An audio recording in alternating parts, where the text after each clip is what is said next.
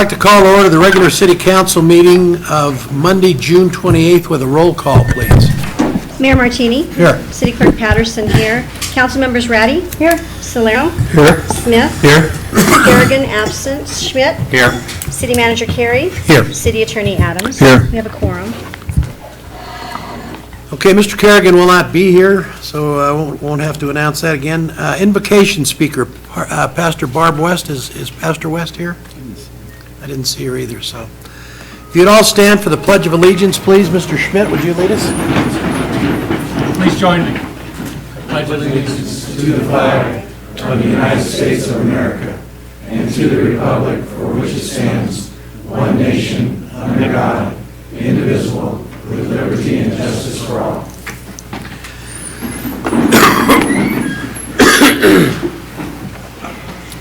Okay, next is comments from the public. I have no speaker cards. Anyone want to speak under comments from the public? Okay, seeing none, we'll move on to approval of the agenda. And I would like, with the indulgence of the council, when you approve the agenda, to take 6.7 out of turn, and we'll do that just before we do the presentation items. So if I could have a motion, please. Mr. Schmidt. Mr. Smith. Move to approve the agenda as amended. Mr. Schmidt. Second. Moved by Councilman Smith, seconded by Councilman Schmidt to approve the agenda as amended. Any further discussion? Okay, I'm a little behind here. Seeing none, please vote. Passed unanimously with those present. Okay, 6.7, let's go ahead and do that. Consideration and possible confirmation to appoint a new police chief for the city of Sparks and approval of the applicable employment agreement. Mr. Miss Severson. Good afternoon. Chris Severson, Human Resources Manager. Acting Chief Steve Kiefer. You have before you an agenda item which puts forth the city manager's selection as Steve Kiefer for the Chief of Police for the City of Sparks. And you also have in front of you an employment agreement that goes along with that such appointment. Questions for Chris or Mr. Kiefer? Mr. Salerno. Well, it's nice to see all you people here today, especially you retirees that been around as long as I have on this council, Sherman and the Panyis, and it's nice seeing all you people here in support. I want to say that I think Steve's a great choice, hard worker. I've known Steve a number of years since I've been on this city council, and I think the city manager made a really great choice in selecting you, and for you stepping up to bat. I know it's a tough decision. I've seen a few chiefs come and go, but it's always exciting when you get new blood in there. So I just want to let you know I support you 100%. Thank you very much. Any other questions? Not looking for a motion. Mr. Smith. I proudly move to confirm the appointment of Steve Kiefer to the position of police chief and approve the employment agreement as recommended by the city manager as outlined by staff. Mr. Schmidt. I'll second. Okay, it's been moved by Mr. Smith, seconded by Mr. Schmidt to approve Mr. Kiefer as our new police chief. Any further discussion? And I want to say one thing. I got an email from Mr. Kerrigan, and he said he enthusiastically supports you as the new chief. So I wanted to make sure I got that on the record for the public. Okay, everybody voted yes. Passes unanimously. Congratulations, Chief.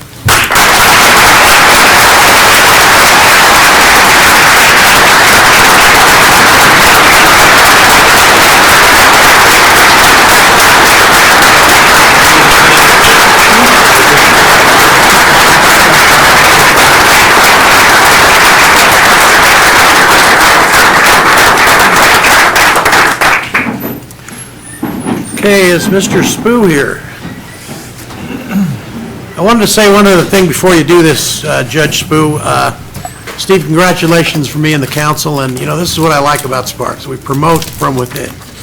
I think if you come to work as a policeman or a fireman or public works or whatever you do in the city of Sparks, there's always an opportunity if you work hard and you do a good job, there's always an opportunity to be the head of your department. So Congratulations, and that's what I like about Sparks. So, go ahead, Mr. Spoo.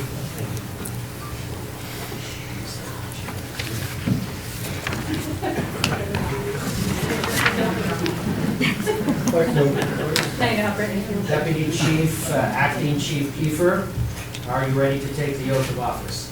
Yes, I am. And let me say, the city honors you by this appointment, and you honor the city by accepting.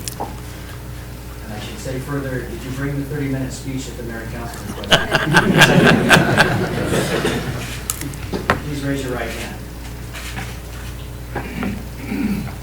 I, your name, I, Steve Kiefer, do solemnly swear that I will support, I do solemnly swear that I will support, protect, and defend protect, and defend the Constitution and government the Constitution and government of the United States of the United States and the Constitution and government and the Constitution and government of the state of Nevada of the state of Nevada against all enemies, against all enemies, whether domestic or foreign, whether domestic or foreign, and that I will bear and that I will bear true faith and allegiance true faith and allegiance and loyalty to the same, and loyalty to the same, any ordinance, resolution, any ordinance, resolution, or law of any state, or law of any state, notwithstanding, notwithstanding, and that I will well and that I will well and faithfully perform and faithfully perform all the duties of police chief all the duties of police chief of the city of Sparks, of the city of Sparks, county of Washoe, county of Washoe, state of Nevada, state of Nevada, on which I'm about to enter, on which I'm about to enter. so help me God. So help me God. Congratulations.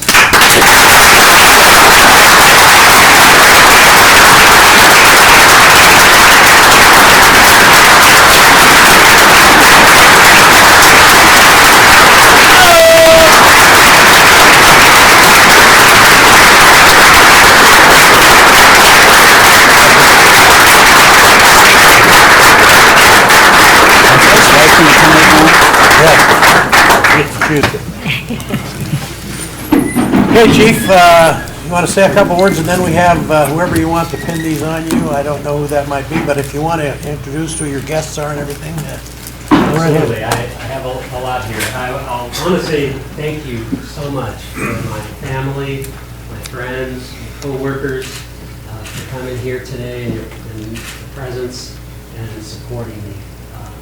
I especially thank council members and the city manager for appointing me, believing in me. I'm excited. I'm so excited to work with the individuals that I have known since I used to do this job for free in 1989.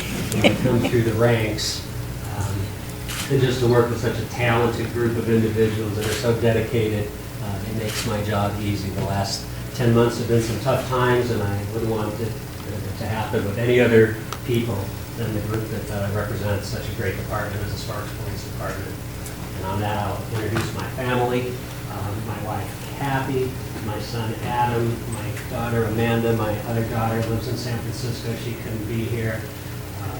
Adam's girlfriend Nikki, my friend David, my sisters Darlene and Rebecca, my brother traveled from California, Harvey and his wife Jill, and I'm missing my nephew Connor, my nephew Matthew, my niece Jeanette, my father-in-law, Jim Mahalik in the back row. Don't think I missed him. And Lukey.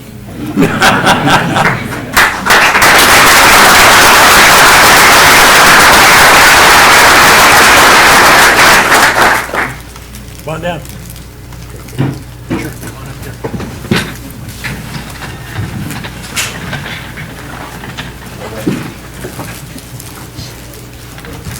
Tell me over here. No, you do whatever you want. You're packing heat, I don't want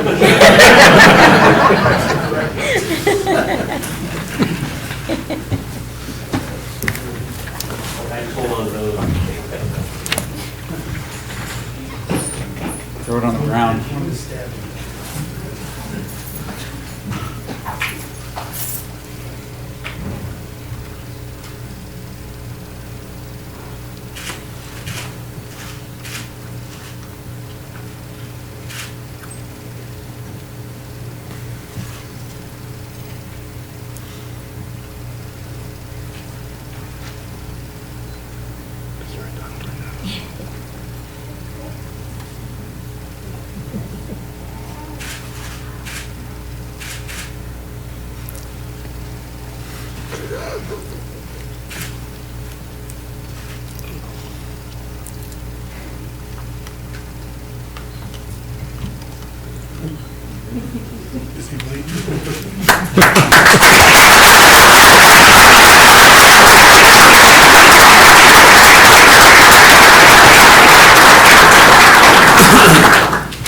Go ahead.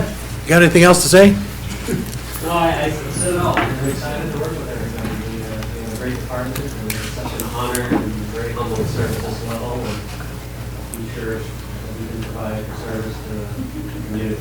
Very grateful and honored to be here today. Thank you. Thanks, Chief.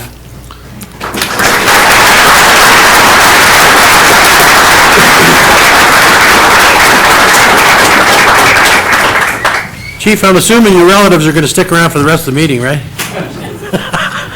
Just kidding. You're free to go anytime you want. Okay, let's move on to... I really know how to clean out a crowd.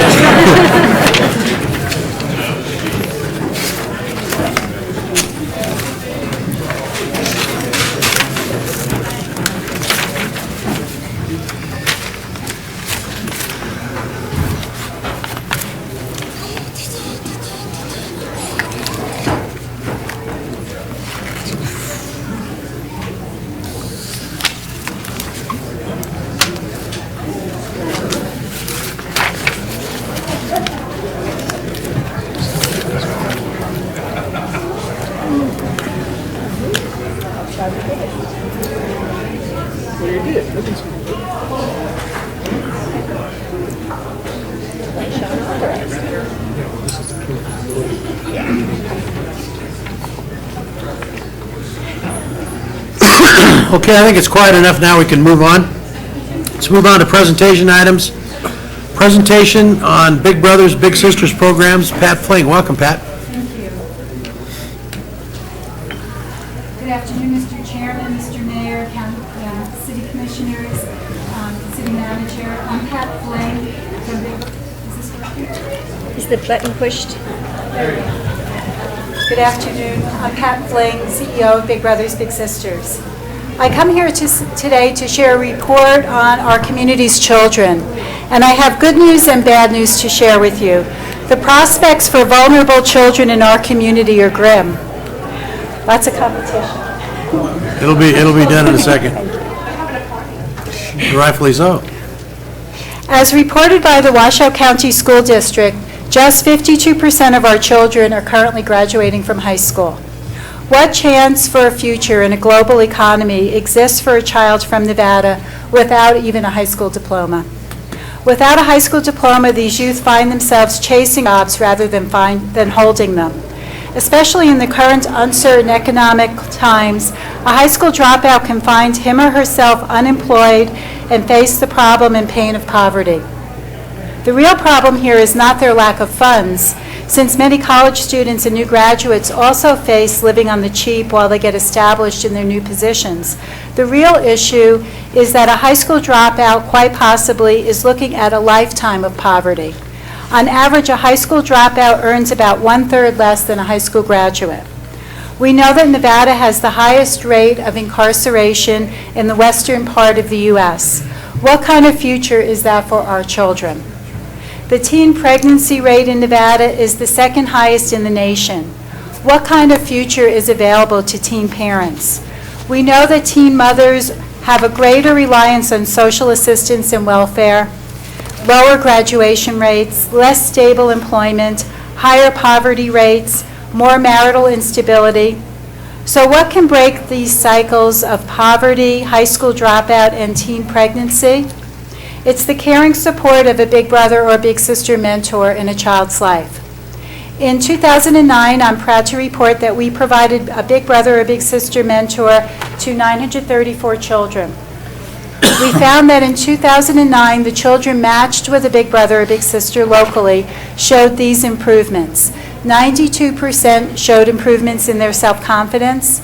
76% developed their improved decision-making. 76% developed interests and hobbies. 76% increased their sense of the future. and 75% improved their academic performance. We have 2 new collaborations I'd like to share with you. One is with the Washoe County School District. They agreed that starting this summer, they'll be sharing with us the report cards, the GPAs, the attendance, and the behavioral referrals of the children involved in Big Brothers Big Sisters, so we'll be able to track those concrete measures going forward twice a year. Also, we have a new collaboration with the Washoe County Juvenile Services, where we're providing a big brother or big sister to youth whose siblings have been involved with juvenile services as a way to deter the younger siblings from following in the footsteps of their older sibling. We're really pleased that we've provided big brother and big sisters to over 100 of these siblings so far year to date. We also have our Think Big think tank going into its 3rd year. I'm proud to report that Police Chief Kiefer has joined our Think Big think tank, and this think tank meets quarterly. It's a way for us to garner the wisdom of people from the public and private nonprofit sector. We don't give them homework. Unlike our board of directors, they don't have to help us with fundraising, but it's a way for us to build their ownership in Big Brothers Big Sisters and garner their wisdom at the same time. So I appreciate all of your support to help us serve more children in our local community, both through the Washoe County Human Service Consortium and in the many other ways that many of you have supported us over the years. Thank you.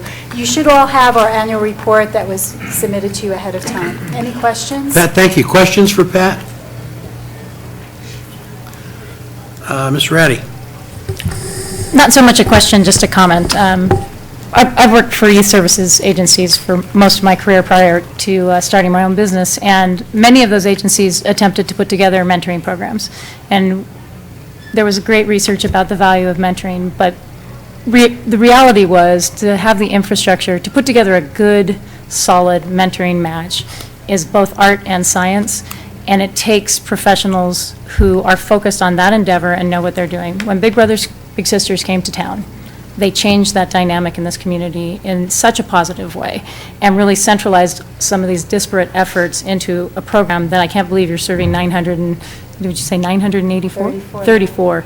I mean, that, based on, when you showed up and how big that's gotten, I just want to congratulate you on doing something that we were struggling to do in this community before Big Brothers Big Sisters arrived, and I know that you personally had a lot to do with that, so congratulations on your work. Thank you. Yeah, thank you so much, Pat, and I know you could use more help, more volunteers, more big brothers or big sisters. And This year, our goal is to match 1,200 kids with Wow. a big brother or big sister. that's wonderful, and thank you for all you do. I want people out there to know that Pat Fling is not just a talking head here, not just a director.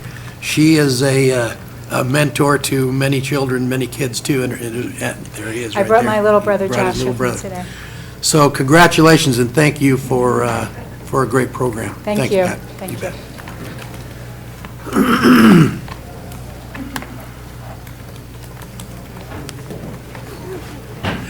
Okay, next is presentation on the Sparks Citizens Advisory Committee. Mr. Bonine, welcome. Mayor, City Councilman, thank you so much for having me this afternoon. And wait, one second, how was your trip, and tell us why you weren't here last month? First of all, I didn't get the memo that we were going to address that we were going to Jimmy Buffett concert, so I didn't have that attire out yet. Is that a problem? I'm a proud grandfather. I was in Detroit, Michigan, where my wife and I have experienced our first grandchild, and there's nothing like that, so I appreciate the committee letting me come back and present here today. Congratulations, Ed. Thank you so much. Go ahead. First of all, I want to thank all of you for the reorganization and structure of the Sparks Citizens Advisory Committee. We have taken the appointments and recommendations from this particular body in our organization by open meeting, working open meeting laws, posting our agendas, doing everything that you have asked us to do. We've accepted that charge respectfully and will diligently do so. To my right is Lorraine Scher, who is the co-chair of this committee. We have had, to date, we have met 4 official meetings since February. The election of officers was in March, where I was selected by the peers on that committee as the chairman. Lorraine was as the vice chair, and Jack Byron, who's in the room, I believe, sitting back here, is our secretary and keeps us in line. We meet every second Thursday of every month at the Larry D. Johnson Community Center. Those meetings are at 5:30. It was organized and had a half-day orientation on the city works and city operation. It was organized by Mr. Mayberry that we've had the committee attend. We've had numerous speakers over the course of the 4 meetings we've had in representation. We received a most recent update from the school superintendent of Washoe County Schools. We've had 2 road projects updates from the RTC, the Pyramid Way McCarran Intersection Environmental Impact Study, and the Southeast Widening Project on Longley Lane and Gregg Street. We've had presentation from city staff on the city strategic plan. And at the request of the city manager, this committee has undertaken the assignment to help provide input on the prioritization of city services for the next fiscal budget cycle. This month, we heard from Finance Director to begin that process. And next week, we'll hear from Public Works and Community Development. At this particular point, I want all of you to know that the committee members that were chosen by you have accepted that responsibility with no agendas. We're here to help you in any way you would like us to help you as eyes, ears, and voice for this committee. And we'll assist you in any way possible. Just let us know, and we'll do it in an organized and structural manner. I'd be remiss at this point if I did not thank Adam Mayberry. Adam is the liaison to this committee and has done just a wonderful job in keeping us with information, assisting, and I have never had so many emails in my life that I get from Adam Mayberry. But he does not hesitate to stay in communication, and that is a backhanded comment, Adam. It is a compliment. So I want to thank all of you and thank Adam for what's going on with the committee, and let us help any way you see fit, and we'll gladly do so. Okay. Mrs. Vice Chair. I just wanted to say that we have a very talented and enthusiastic group that's willing to give you their full assistance and support and help the council in any way that we can. Okay. Questions? Ms. Ratty. I'm just curious if there's anything that you feel like you need from us. At this particular point, anything we've requested in regards to like budget information or any information we could have to compile to take a look at to work with our HOAs and other organizations, it has been nothing but online, on point, and we appreciate that. So anything we've asked to assist, that you've been in one of our meetings, we appreciate your attendance.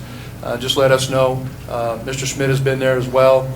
Ron, you've been there. We've had, Mayor, you came. We've had numerous people there. It's all been very positive. And I'm not going to, I think in your package you have a roster of those who are on the committee. I'm not going to be redundant. We have 13 members, 5 alternates. We've had a group of members and alternates show up for our meetings. But at this particular point, I think we're looking at replacing or working with Councilman Schmidt on replacing the student that we have representative on that, on our committee. But you've been very good at everything we've asked for, we've been able to get. Good. Mr. Smith. Just curious, I know Mr. Schmidt appointed the young lady from Reed High School. How did that work out? I mean, she's very sharp. We know her a lot from being around here. Did she do a good job? I don't want you to put her down or anything or build her up. How did it work out to have a young woman like that on the I'll answer committee? that in 30 seconds or less as an educator and in education. Yeah. She represented Reed High School in an admirable fashion, as well as a young adult moving in to become a community member. So I think she did a wonderful job in leading with her. We empowered her to assist us in choosing or assisting us in getting another individual, which we've communicated with Councilman Schmidt. So that part has been wonderful. Now, I would like to say it's an excellent idea because these are the eyes of the future. They have bright new ideas. They have a different perspective than we do. They're not set in their ways. And, you know, I just encourage and hope we get more of them. That's good to hear. You know, I mean, maybe she we was can cut the apathy off sooner and get more participation from the she was great. She citizens. went to Ireland with us too, so she was good. Thank Ms. you. Ratty. Well, I just wonder if we would look at having one student from each high school, as opposed to having it necessarily be the ward representative. And I know we start to get numbers and whether or not they're manageable and that sort of thing, but it does, and I think it's great that she's been empowered to find her replacement on the one hand. Then on the other hand, I think, well, then it's probably likely going to come from the school that she came from, and how do we, you know, make sure that we're, you know, getting the input from all the schools, and the schools do have different perspectives and different issues. So perhaps that's an amendment we could look at, as having one from each school that has students from Sparks. Okay. Thanks, folks. Thank you. Appreciate you serving. thank you. Okay, consent items. Anybody want to pull a consent item? If not, looking for a motion. Mr. Smith. Move to approve consent items 5.1 through 5.12. Mr. Schmidt? Second. It's been moved by Councilman Smith, seconded by Councilman Schmidt to approve agenda items, consent items, 5-1 through 5-12. Any further discussion? Seeing none, please vote. Passes unanimously. Oh, I'm sorry, there's one presentation item that I forgot, it's not on the agenda that we got to do right now, so. Tracy Dominguez, I'm sorry. I don't know how I could ever forget you, my dear. You're very memorable.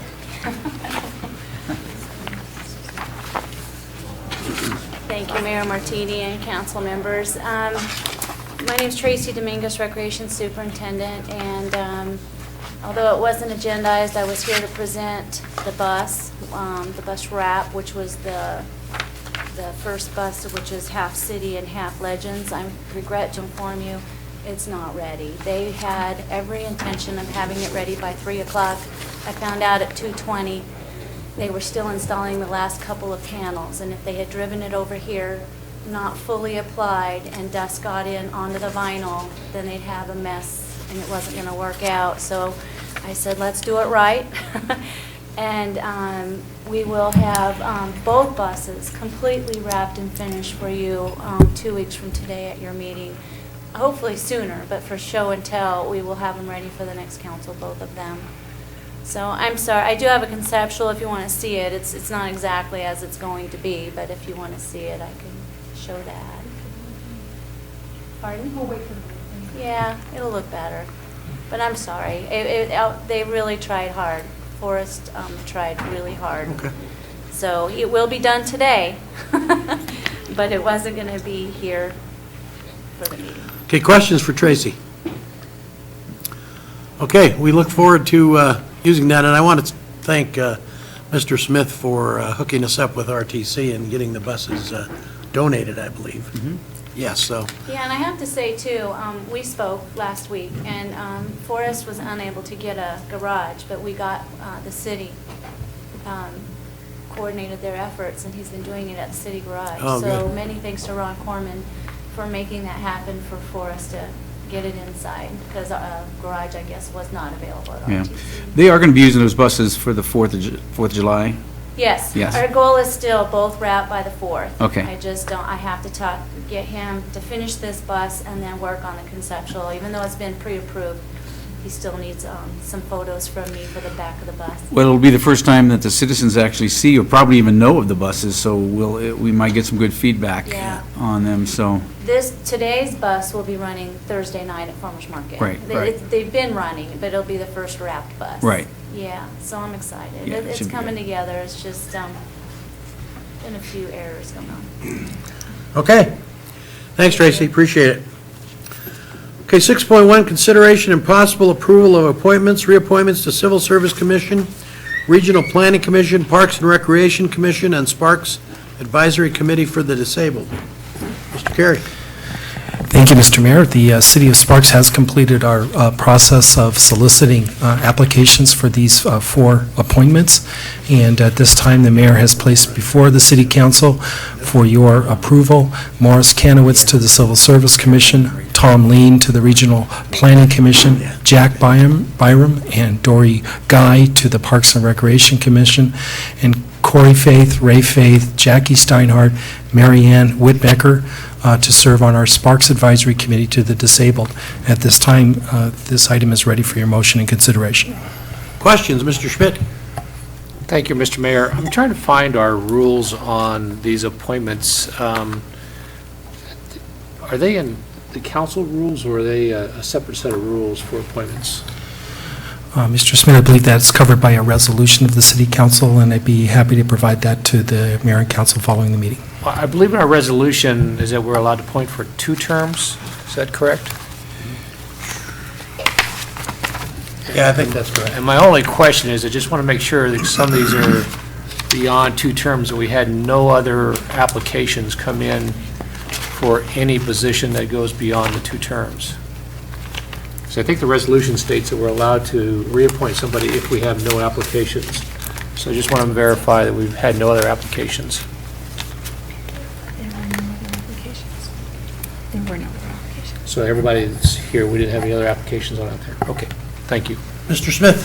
And on the Sparks Advisory Committee for the Disabled, by vote, they've decided to do one-year terms.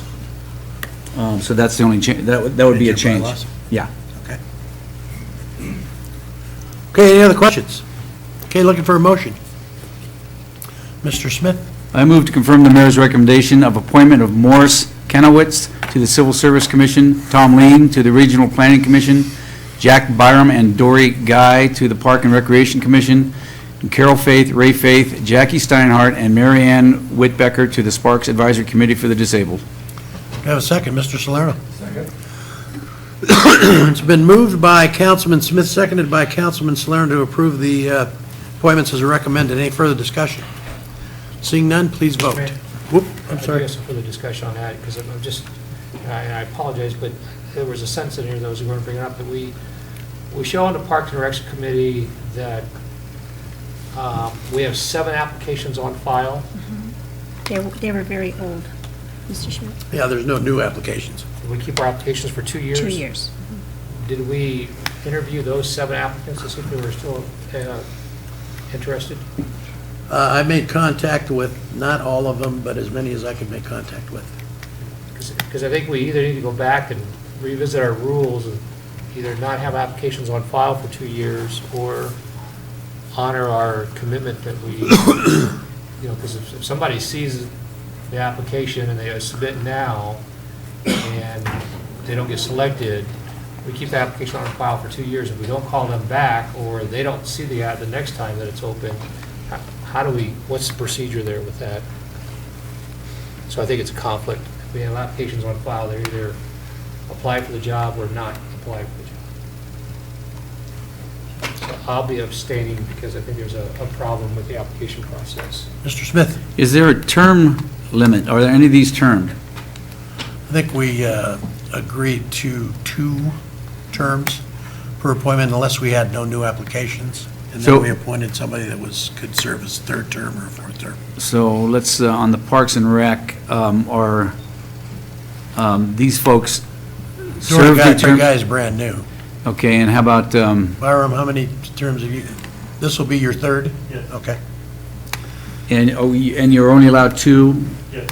Okay, and, With the caveat that if we put out feelers and no one applies, then we can appoint somebody again.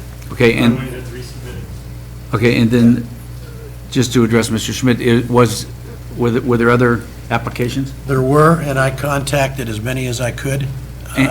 Some I did not contact, and they never called back, so just took it to that they did not want to be appointed. Okay, all right.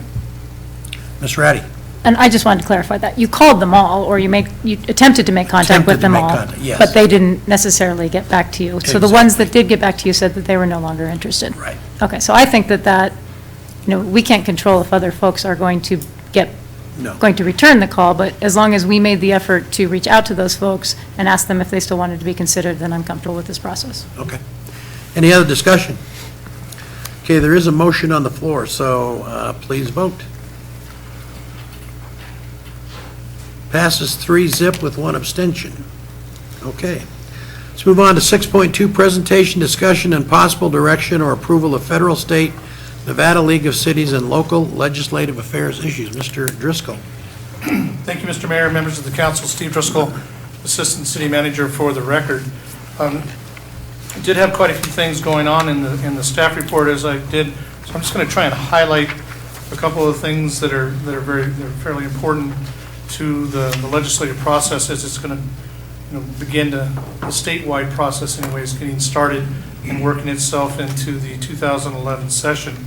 So the Charter Committee, as all of you know, as we communicated to you, did in fact conclude all their business, and it was determined while they looked at several things that the only changes that they were going to forward in BDR form was a repeat of the operational issues that they had done for the 2009 session, and so that's working itself forward. To date, the committee has not identified someone to sponsor that bill, as the Charter Committee tries not to use the city's one and only bill, and since there is a discussion potential uses for the city bill, that may not be available either.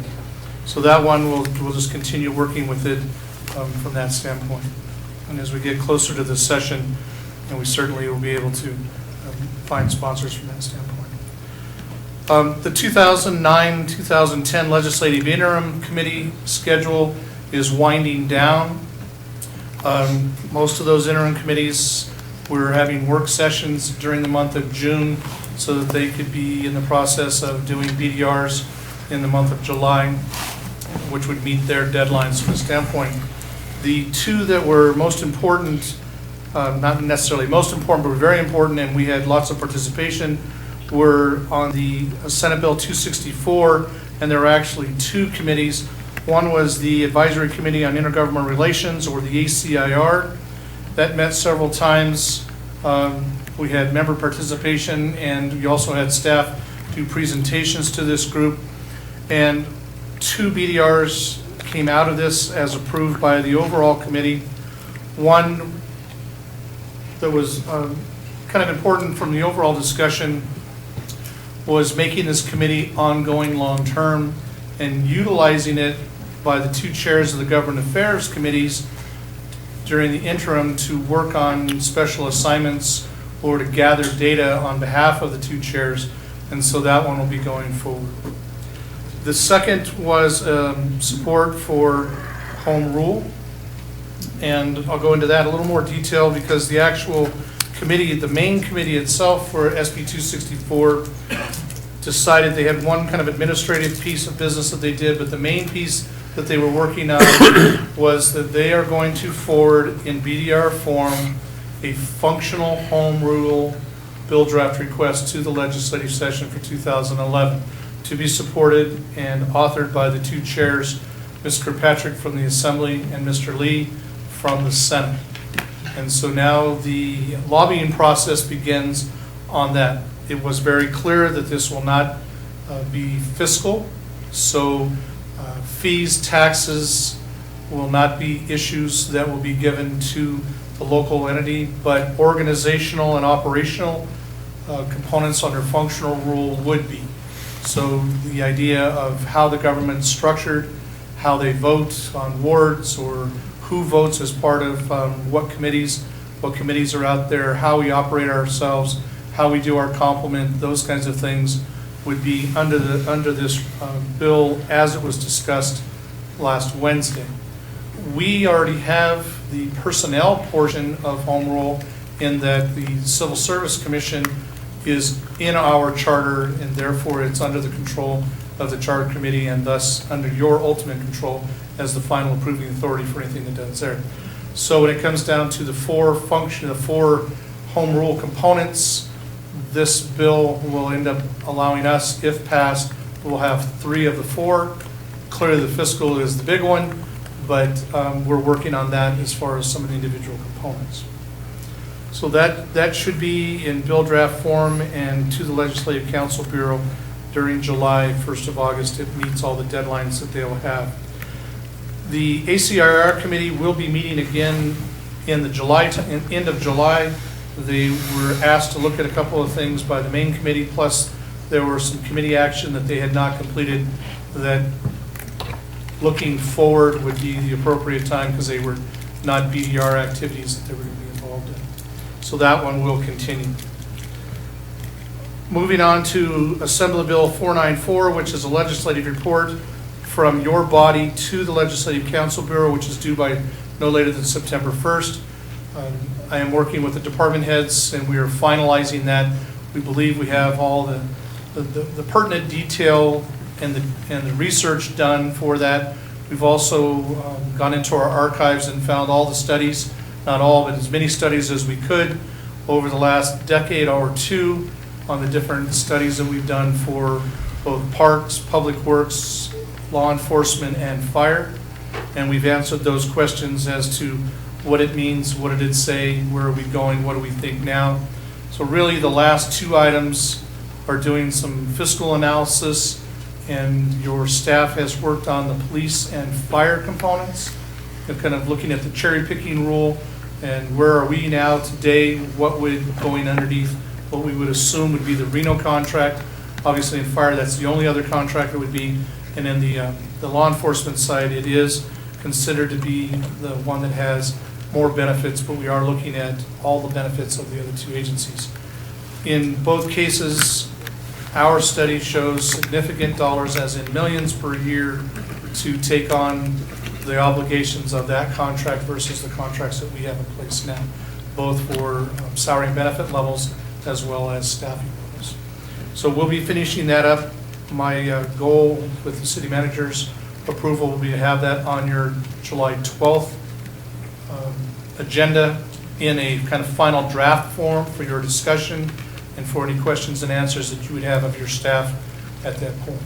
And then that would allow us at least 2 more meetings, because you'll have a meeting at the end of July, and then your next meeting will not be until the end of August to make any final changes as your body, so that we can meet the September 1st deadline. So we should be in good form. Moving on to bill drafts, we had through the legislative committee and through your staff had asked for any input. And at this point, the main thing that seems to be coming up for the city's single bill draft would be, after your discussion at the next meeting, if you were to approve that discussion today, if you were going to entertain a public safety sales tax, then that would require kind of dual pathing, even though you wouldn't know what the outcome of a ballot question would be, would most likely require dual pathing to have a BDR that would reflect whatever it is the council was looking for if they were to approve that. You'll have further discussion on that today and in future meetings. So at this point, that's really the only thing that's come up as a discussion particular to a bill draft at this time. The second discussion on bill drafts, the Nevada Association of Counties, through its board 2 weeks ago, approved a ballot question that short verbiage would be to, if it was approved, that would be asking the legislature to not extract any monies from the locals until they've had a vote of the people that fully defines what it is and what it would mean and how it would affect the locals from that standpoint. The NACO board has in fact endorsed that, and at this point Carson City and Washoe County have had it before their bodies and have voted to support that ballot initiative. One of the things that was asked of the League of Cities, and the League of Cities has asked all of its members and all of them, even their non-members, that if the county were to approve that, if there would be a supporting resolution from the cities within the counties to support that piece of legislation. Since the district has, Washoe County has done that, unless there's objection, I'll be bringing that for discussion with a proposed resolution to you for discussion on the 12th of July, so that you can, as a body, can decide whether or not you want to support what the county has done at this point. Moving on to shared services, the Shared Services Elected Officials Committee, they met on the 21st. There was a presentation by Matrix Consulting, who was chosen by Washoe County and Reno to do phase 1 of the HR, IT, and purchasing analysis to see whether or not there is activity that could be consolidated there or just be shared services. This is really taking the work that your staffs have done, actually all 4 staffs, including the school district, and then taking the particulars to Reno and Washoe County and going to the next level, looking at best practices, and then also looking at potential consolidation models to see whether or not there is any short-term or long-term savings to be had by consolidating the governance of those 3 particular operations. That committee will meet again in the middle of July, as they normally do on the third Monday. The topics are being slightly expanded. There's been some discussion. There was a presentation on regional graffiti. There still is a discussion on law enforcement. And as was at least daylighted at that meeting and has since been voted on by the Washoe County Council or the Commission, they are also looking at bringing forward a ballot question to the people of the county, all of the people of the county, including Sparks residents, on whether or not they want to have the governments continue to look at consolidation.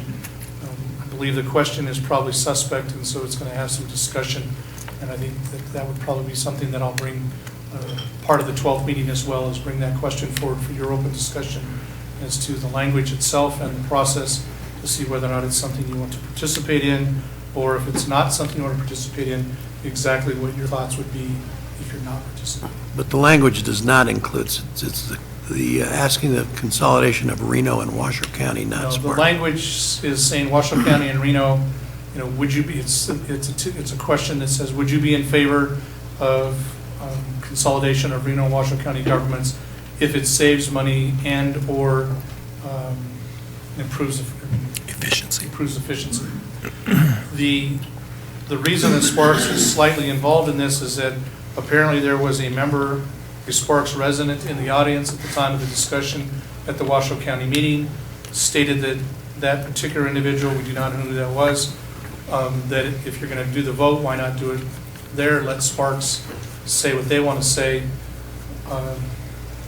We found that interesting from the standpoint of one person getting on the ballot when this council's been very clear on their position. They have an ordinance or resolution that they have confirmed a couple of times, and you have a statistical survey from numerous years that looks at voting base and citizen base in a statistical manner that has been in the high 60s to not consolidate. So to have a single person bring it forward, that's why, without objection, I'll bring it to you for discussion. Okay. Got a question, Mr. Schmidt? Thank you, Mr. Mayor. Steve, I did not review the tapes of the county commission meeting, so I'm only going off what the press has reported. So I've got a couple of clarifications I'd like to go ahead and make. And one was the and/or provision that it appeared to me that we could increase efficiencies and cost more money, but that would be okay. By the wording on that, I would not disagree with your analysis of the question. Okay. My concern is that with wording like that, it doesn't matter what the results are of the ballot. You can interpret that in many different ways. I mean, you're basically opening up a checkbook and doing whatever you want to if it passes. And so, my concern is going to be the wording on that ballot question, that it's very clear. It's not vague, and it doesn't allow for increased spending to obtain better, better efficiencies. I mean, because at that point, we all can go ahead and do that. That's not a problem. And that's why, Mr. Schmidt and members of the council, if there's no objections, that's why I would like to, with the permission of the manager, bring it to you as a discussion item at your meeting on the 12th. That gets you in front of the July 19th deadline for ballot questions, and that would allow you to have an open discussion, put on the record your thoughts and any suggestions on language of any question that you'd be willing to accept or not accept, and move forward. So I think it's appropriate for this body to have that discussion in open public for those very issues. And I think the second issue that I had with the article, and I haven't had a chance to talk to the mayor about this, but it's kind of to outline to the council some of the issues we've been dealing with in the last 15, 16 months with the shared services. That, it's my understanding that the mayor specifically spoke to the county commissioner and said, we're not interested, don't be bringing this forward like this. And he acknowledged that conversation, said, I want to do it anyway. I think my conversation with him was that he could bring it forward if he wanted to, but not to include Sparks in there. He wanted to have it consolidate Washoe County, Reno, and Sparks. I said, leave Sparks out of it. And this is my concern, is that, we have been just, I'll use a phrase, just slapped in the face every Monday, first Monday of the month at 1:30 in the afternoon when we go into that room. We're just slapped in the face. I mean, it's like we don't really care what you think. We're going to do what we want to do, and this is a very dangerous path, I think, that is going on, that our voice is not being heard in this community about this whole issue, and I think it's very scary times. Thank you. Thank you, Mr. Mayor. I think our voice is being heard in our community. It's not being heard in their communities. being heard, it's being ignored. Yeah, and, you know, I keep looking more and more at the shared services meetings, and the reluctance of some staff members that are professing that we do this, but there's certainly a reluctance in the stares that they have down the room that they're really not sold on this deal. Am I missing something, or? Your observation, I would agree with your observation, and having been one of the more vocal members of staff on behalf of this body and speaking with the permission of the elected members of that body, it is curious to see the reaction to our discussion when we speak about very specific things. We've been looking for low-hanging fruit, we've offered, but because of who's offering, sometimes it's rejected, which I think speaks loudly. Mr. Schmidt? Thank you, Mr. Mayor. Steve, I forgot, I think probably one of the things I'd like to go ahead and get back out to the council so we can have ready for it is, you know, this new graffiti shared services agreement that they want to come forward with, and it was mind-boggling at the meeting that it was reported that $3.1 million was saved in this community by shared services of graffiti removal. I've never understood how you can save $3.1 million when it's a total drain on the society to begin with, to have to deal with it, but that's the numbers they reported. What I'd like to do is just refresh the council's memories and have documentations for our citizens of why we pulled out of regional graffiti 4 years ago, 5 years ago. You know, and that was basically, we weren't getting any services in the city of Sparks. I'm sure new Chief Kiefer could help us out with those statistics on how bad it was in the city of Sparks. That's why we did it ourselves, and that issue's coming forward, and I think we need to be prepared for it. We'll see what kind of research I can find and documentation as to the process, and we'll report back to the council. Thank you. Thank you, Mr. Mayor. Go ahead, Steve. Moving on to continue with the state process, the legislative platform and policies manual that you refresh every year, normally in the November timeframe, especially getting ready for the session. We have begun that process from the staff perspective in asking the departments who typically testify to see if there are any changes to our current platform that would allow them to better represent you and your body and your policies. And then once we have those suggestions, we'll be coming to you as part of your process, and we'll either do it in a work session or as an agenda item, bring the platform back for you for your full discussion and any modification or editing that you would like to have before we begin the lobbying, the serious lobbying session as pre-drop of bills in December and January, and going into the session beginning the first week of February. So it's something that's around the corner, and so if you have thoughts, if you started jotting those down, we'll be getting to those within the next 60 days. From the federal standpoint, moving on, unless there's any questions on the state side.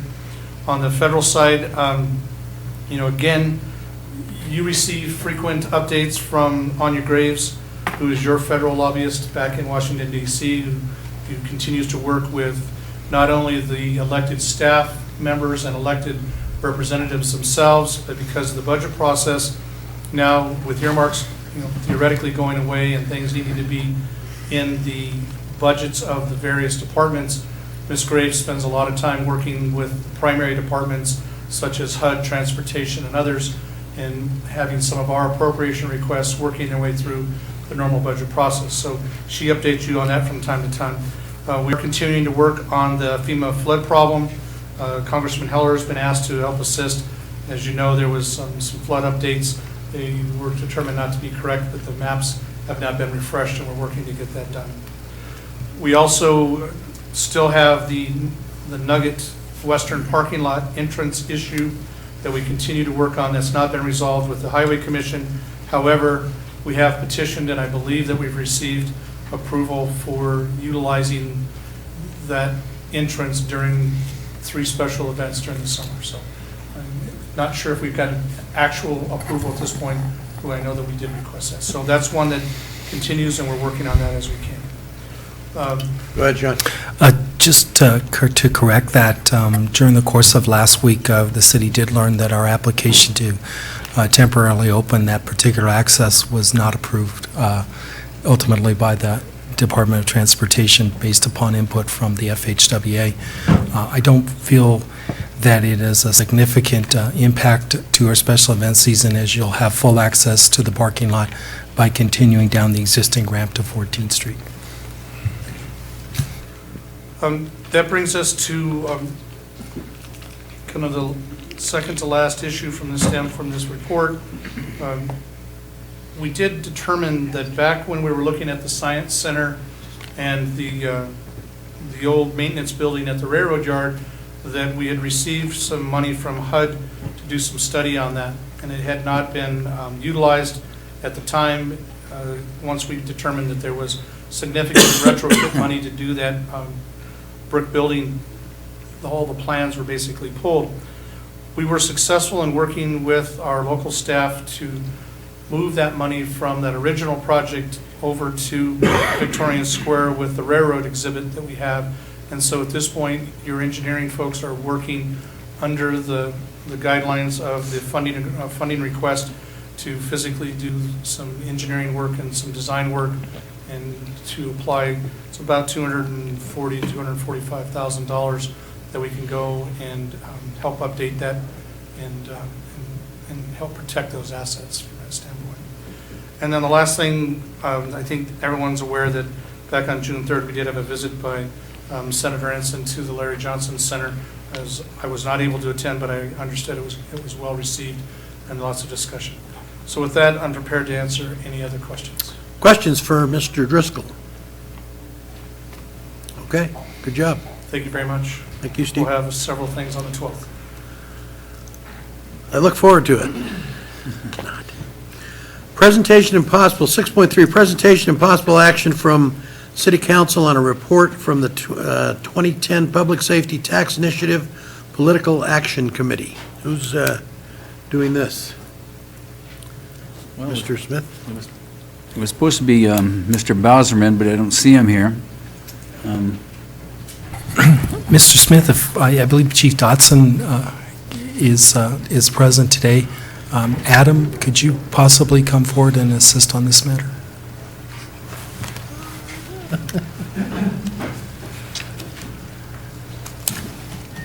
I mean, I could present it if you'd like.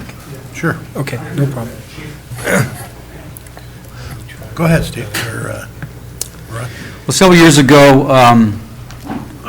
going through the budget process and everything, we realized that if we continue down the same road that we are now, that we will not be able to increase our police department. That we're down to 108 sworn officers. We're about 60 to 66 officers short of the national standard. So we've been working, and I believe the PAC has been formed, I believe, and we're looking at putting a public safety tax initiative on the ballot for this year for 0.25%. What that means is that would put 25 officers to work right away. It would mean that on a $100 purchase of taxable items, you'd be taxed 25 cents as a citizen. Now, I want to make this clear. This councilman or anybody on this council is not raising taxes on anybody. We want to put it as an advisory question on the November ballot. We'll let the people decide whether they want this. Now, we've done 2 polls. One was financed by the police department, and one was our annual poll that the Sparks City Council does yearly. Both polls showed that more than 2/3 of the people would support this initiative. And the facts are, if we don't do something different than we're doing today, we will not be able to increase our police department as it stands today.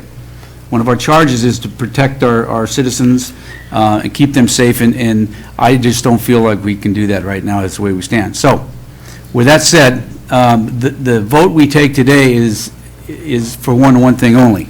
It's to put it on the agenda for July 12th. We will then vote on whether it goes to a ballot question, and we'll let the folks in Sparks decide if they want the police department funded in this manner or not. Any questions? Ms. Ratty? I just wanted to make a quick clarification for the record that the one survey was funded by the Police Protective Association as opposed to the police department. Thank you. Okay, thank you. Question, Mr. Schmidt? Yeah, I just want to clarify that this item is being petitioned to the city council. This was supposed to be presented today, so you're aware of what's going on. It'll actually be on the July 12th for a vote, on our July 12th agenda, right? Yes, the intent of today was to provide an opportunity for representatives of a political action committee that has been looking into funding public safety in Sparks, and they were coming forth with a recommendation to ask you to take this up on your agenda on the 12th.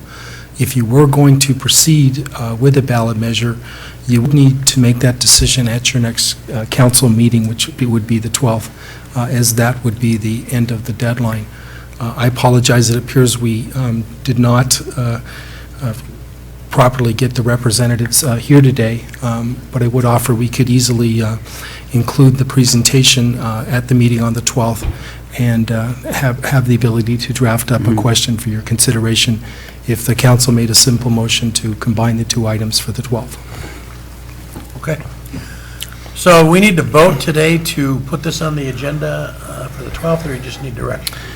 In normal course, we were looking for the committee to make a recommendation to the council, and then for you to provide us direction to include this as an action item on a future agenda consistent with your policies.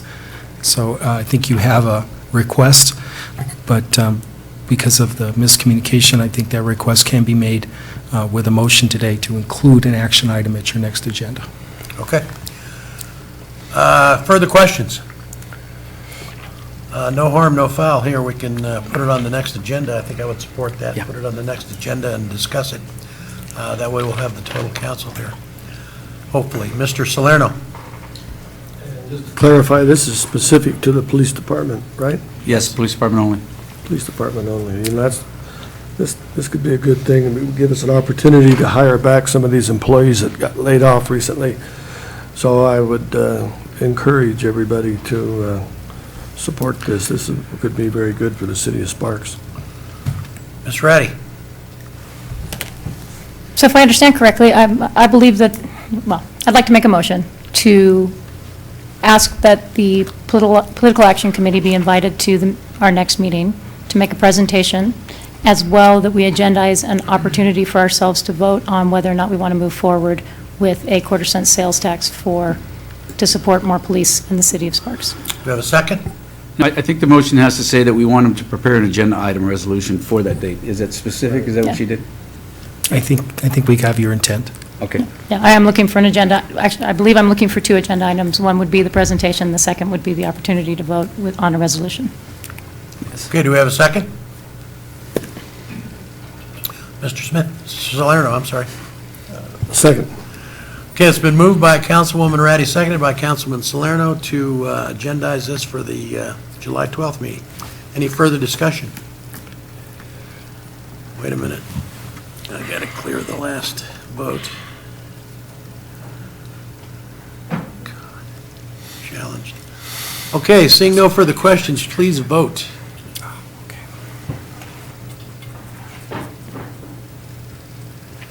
Passes unanimously. Okay, 6.4, consideration, discussion, and possible approval on a ratification of a bargaining agreement between the City of Sparks, Sparks Police Protective Association, non-supervisory unit. Do you want to address all of these particular items, 6.4, 6.5, 6.6, 6.7? Nope, just 6.6. Just 6.6, okay. Oh, 6.7, we've already done, never mind. Okay. I was going to ask permission.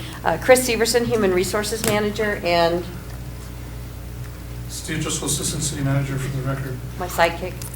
Earlier this year, the City of Sparks began negotiations with the Sparks Police Protective Association unions. We did negotiate with all three, so I would like to address generally the topics about all three, and then you will need to vote on each agenda item separately. What I'm presenting to you today is a markup copy as well as a final version of each of the agreements, which have been agreed to by the negotiating team in the tentative agreement, the city negotiating team being myself, Mr. Driscoll, Neil Cruz, and Mindy Falk, who are here today. Also, this tentative agreement has been approved by the union and the negotiating committee for the SPPA, which is Detective Danny James, Detective Chris Crawforth, and Officer Tara Bell. So, wanted to recognize those. This is a 2-year agreement. I must say that there is one error in 2 of the agreements, but they're the next 2, so I don't know if I should just, I got mixed up in fiscal years. Everything in here, except for the deferred compensation, becomes effective first pay period, July of 2010. In the sergeants and lieutenants, it says fiscal year 11, so it's my bad. But the agenda report is correct. Highlights of the agreement is a 2.5% pay reduction, a change in the way holidays are paid for the department, and in the second year of the agreement, the deferred compensation matching program. I would like to recognize the hard work of both of the negotiating teams. There were many, many hours spent at the negotiating table to come to this agreement. And with that, I would give it to Steve. And I think one of the things that's important, again, Steve Driscoll for the record, that while you do the math on the reductions between the holiday pay and the actual pay reductions, it does come to a 5.4 reduction. The council was looking for 7.5. And so we're having continued conversations to see if there is a way for us to get to the 7.5. But this is kind of a stopping point, moving ourselves forward.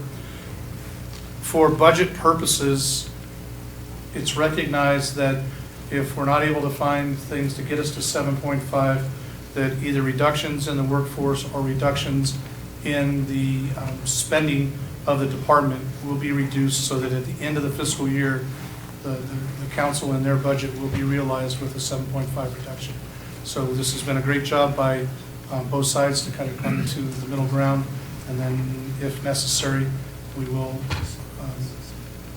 balance it before the end of the next fiscal year if necessary. So I think with that, we're prepared to answer any questions on any of the 3 items. Questions for Chris or Steve? I could make one more comment, just also. We did put our finance department through many, many paces, working through these negotiations. Jeff Kronk and Wayne Weber especially did a lot of number crunching for us. Questions, Ms. Ratty? Yeah, couple clarifications on what you just said about getting to that 7.5 number, and I'm assuming that that's the 7.5 number in fiscal year 11. Okay. So I think, there's been a little bit of heartburn about the differences between all the different contracts and all the different employees and all the different groups and whether or not it's fair. The reason that I have been supportive of this particular resolution to the SPPA is because when they came in with that 5.4 number, they also came in and said, and if you need to make it up with any layoffs, you're free to do so. I feel sometimes a little bit sad for whomever was occupying the marshal's position in the court system, because it seems like there's not a lot of recognition that that person got laid off, and that was partially in conjunction with the fact that we didn't hit those 7.5 numbers. So will the reduction of that position, even though it's not in the police department budget, be included in the Police Protective Association getting to the 7.5 number? It is part of what we've come up to this point. And so further balancing of the budget would require additional action. So that is included. So what's happened to this point, which includes layoff in the court, includes the reductions we've talked about here, all those things that come to point have got us to a number. Right. That number is what we're kind of agreeing to here. And then to balance during the next cycle, if we get to a point where we see that we need to do it, then this agreement allows us to do kind of 2 things. One is to reduce force, and then you've given the power of the city attorney or the city manager to balance, and that's one of the tools you've given him, and that's recognized in this agreement that that tool is available. Other agreements, that tool is not available. And then also, if necessary, in addition or in lieu of, there would be reductions in operating expense to meet the budget that you have formally approved, and the manager would do what you've asked to do with those budgets. So then what happens in fiscal year 12, since it's a 2-year agreement, and what we really asked for as a council was 15%? When we get to that cycle, because this agreement's in place, then again, those 2 main tools will be available, and since we know that we've squeezed down the expenses. It becomes a point that when we know what the numbers are, whether it's still the 7.5 or it's a different number, we've agreed as part of this agreement that we will sit down with the SPPA and their members. We will have a frank discussion about the budget, and then we'll have a conversation of what needs to happen next. If nothing were to happen, and worst case, you would reduce staff. I don't believe that will be the conversation. We've had a great conversation over the last 2 years with this group. We've agreed and disagreed on various sides and various times in various manners, but we've always come to a logical conclusion in the conversation. So they have agreed as part of this that when we are able to state the economic situation of 12, we will be back to the table to share that with them, and then that will decide what the conversation is. Would you say that it's accurate to say that the Police Protective Union, Police Protective Association may find themselves next year in the exact situation that the firefighters union found themselves in this year, where they had a contract, but were still being asked to make significant concessions because of a budget situation? Yes, but part of this agreement is that, given economic times, that they will in fact come to the table for the purpose of the negotiation, versus there was not that language in the other contract that you mentioned. They did come to the table. Right. Fire did come to the table, but they were under no obligation to negotiate, where in this case, There will be an the Police obligation to do Protective so. Association will be in a position that they have to have a conversation. May not resolve anything, because, we may not resolve anything on our Right. side either. Right. But they have obligated themselves to meet with us, move forward, have a discussion that would be a true negotiation discussion, and try to resolve the economic situation that they find themselves in. Thank you. Okay, further questions? 6.4, 5, or 6, any questions? Okay, if not, looking for a motion, and again, I received an email from Councilman Kerrigan, and he said he supports all three of these contracts. In his absence, wanted me to state that on the record. Excuse me, let's take these one at a time. 6.4, consideration, discussion, possible approval of a ratification of the agreement between the City of Sparks and the Sparks Police Protective Association Non-Supervisory Union. Okay, looking for a motion. Mr. Salerno. Move to approve the bargaining agreement between the City of Sparks and the Sparks Police Protective Association Non-Supervisory Unit. Do you have a second? Mr. Smith? Second. Moved by Councilman Salerno, seconded by Councilman Smith to approve agenda item 6.4. Any further discussion? Seeing none, please vote. Passes unanimously. Okay, 6.5, consideration on an agreement between the Sparks Police Association Sergeant and Senior Marshal Unit. Looking for a motion. Ms. Ratty. I move to approve the bargaining agreement between the City of Sparks and the Sparks Police Protective Association Sergeants and Senior Marshals Unit for the contract period of July 1, 2010 through June 30th, 2012. Do you have a second? Mr. Smith. Second. Okay, moved by Councilwoman Ratty, seconded by Councilman Smith to approve 6.5. Any further discussion? Seeing none, please vote. Passes unanimously. 6.6, an agreement between the City of Sparks and the Sparks Police Protective Association Lieutenant Unit. Any discussion? If not, looking for a motion. Mr. Smith. I move to approve the bargaining agreement between the City of Sparks and the Sparks Police Protective Association Lieutenants Unit for the contract period of July 1, 2010 through June 30th, 2012. Mr. Salerno. Second. It's been moved by Councilman Smith, seconded by Councilman Salerno to approve agenda item 6.6. Any further discussion? Seeing none, please vote. Passes unanimously. Steve, Chris, thank you. Thank you to the union. Appreciate it. Okay, 6.8, consideration and possible approval for the fire department to continue with the 2009 staffing for adequate fire and emergency response grants process. Chief. Mayor, members of the council, how are you? Good. Good. For the record, Andy Flock, the fire chief. With me is Division Chief Tom Garrison.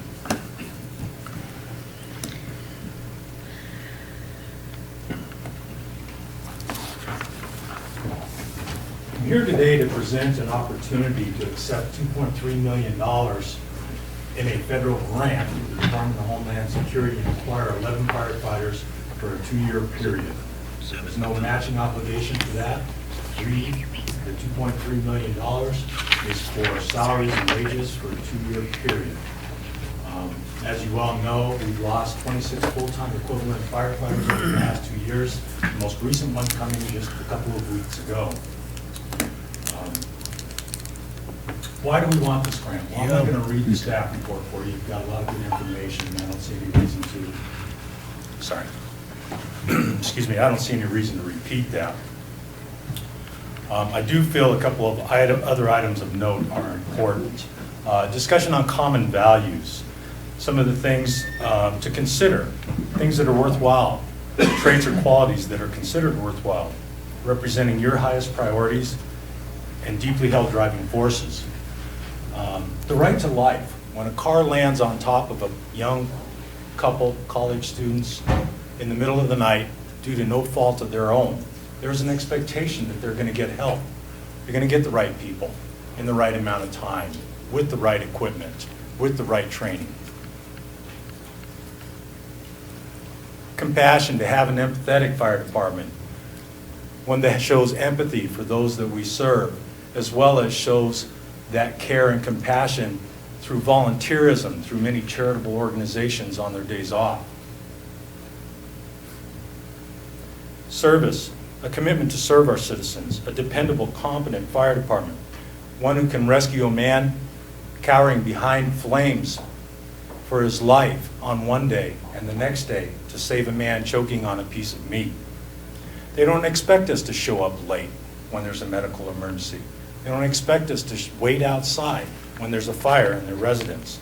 There's an expectation that we will save lives and the personal wealth of our citizens. And we do, and will continue to do so. To be good stewards. Be careful and responsible managers of the fire department that's entrusted upon us. We have done some things in this city that should be the envy of the state. No other fire department in this state, as far as large municipalities goes, has done what this fire department has done. We've reduced our staffing levels to 3-person engine companies to keep the doors to fire stations open. We have made a 7.5% wage concession to keep the doors to the fire stations open. Only other department that I know has done anything close is North Las Vegas, and I called them. They don't compare to what we've done. One of their concessions was to reduce their truck company from 5 people to 4 people. They also made some monetary concessions with some give-backs, as well as a few other items I won't go into here. But all of those engine companies down in the larger Las Vegas metropolitan area run 4-person engine companies. The city of Reno runs 4-person engine companies. You should be celebrating what this department has done to maintain stations and keep those stations open. Integrity, having honest and truthful motivations for our actions and decision-making. I believe we have a common vision. Our vision is to prevent or mitigate loss of life and property, either prior to being threatened or while being threatened. And I think you have that same vision that we do. Everybody's entitled to quality of life, to feel safe from harm. And that's why our fire prevention program is moving forward with Project Safe. They have located an at-risk section of our community, and they're going to provide smoke detectors for free to keep these people safe from harm. To provide service at the highest level, we have been recognized in many facets for our service. Most recent one being at the national level for the Veterans of Foreign War. Family, there's an expectation we're going to provide for a safe work environment for our employees. And community, to be part of that community. I myself am proud to be a Sparks Centennial Sunrise Rotarian and give back to this community. But our ability to support these vision and values is eroding. We're seeing increased property loss due to delayed entry. We're seeing limited surge capacity. The property loss, you have 2 specific cases cited in your staff report. As far as limited surge capacity goes, I can give you 2 examples. Both occurred in March of 2010. On those days, the first one, we had a structure fire, 2 patients. One was second-degree burns and and another was smoke inhalation. A high-rise alarm and cardiac arrest at the same time. We had to call in for cover, and we had to get assistance from the city of Reno. The second one was also a structure fire where we had 2 patients. We had burns to the hand, we had smoke inhalation once again, and we had 2 additional medical calls.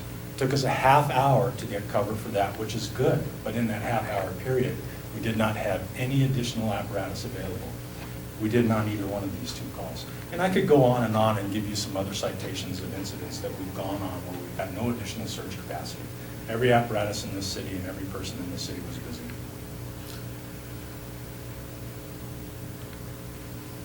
We go on countless medical calls, and where we arrive first, we change outcomes. We make differences in people's lives.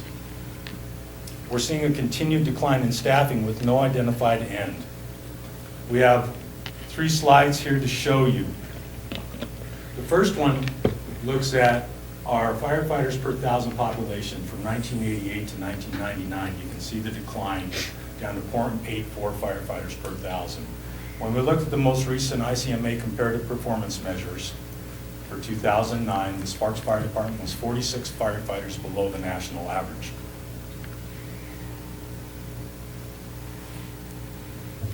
This one was really telling when I went all the way back to 1977. I looked at the percent change in calls per 1,000 population. Our calls have gone up by 275% since that period of time. Yet you can see the percent change in firefighters per 1,000 population has gone down by 20%.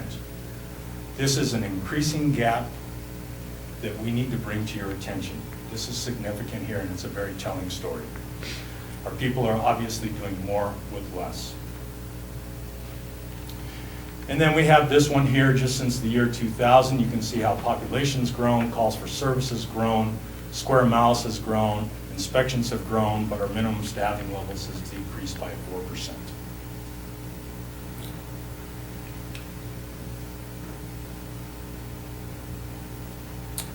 What is in the future is potential engine company brownouts, shutdowns, and station closures.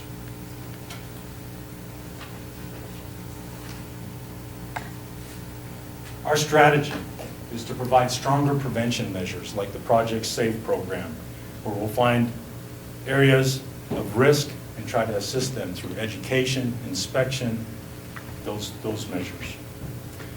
We also want to support our operations division community risk philosophy, to have the right number of firefighters on duty, to have the right number of fire engines, to have competent people out there, those things that we embrace to change outcomes. The other strategy we have is no station closures. We want to continue to support those 7 fire apparatus that we have out there with 3 people per fire apparatus and to support our business plan. The Department of Homeland Security reinforces what I've been telling you in a number of staff meetings, and that is we're at a critical juncture here. The Department of Homeland Security, when evaluating all the applications for this grant, realized that the city of Sparks was in the top 3% of risk within all those grant applications as far as resources available to manage that risk.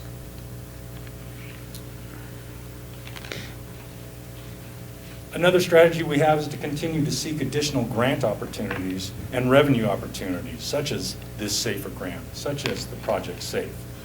But the opportunity to support some of our strategies in the past have lacked support. We have few opportunities remaining to stop this continual decline in resources. So specific to the grant, what are some of the costs for this grant? $83,000 in upfront costs that we have within our own budget. That's for personal protective equipment and some upfront training. Probably the key cost in here is there are no layoffs allowed within the the performance period of the grant. We provided a retention plan. We do not necessarily have a formal retention plan as of now. That is not necessarily a requirement after the 2 years that we retain those people, but we still need to provide a plan to let them know what opportunities are available to retain these people. And we have no internal ability to avoid future cuts without defaulting on this grant.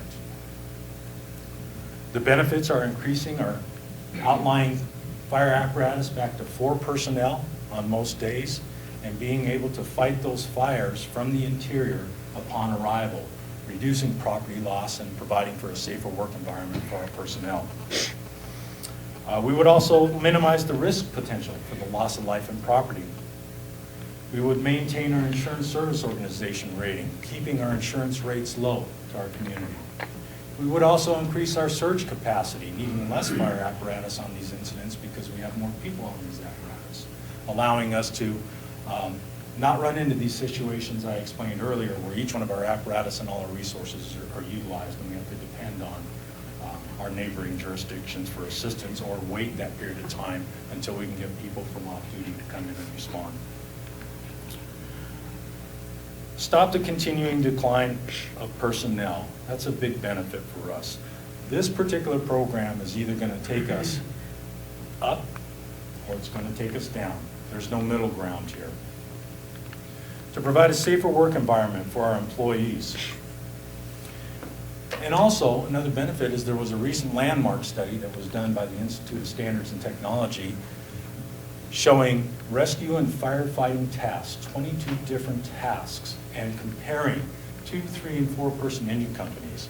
And the study basically said, it does make a difference the amount of firefighters you have on a fire engine when it comes to saving lives and property.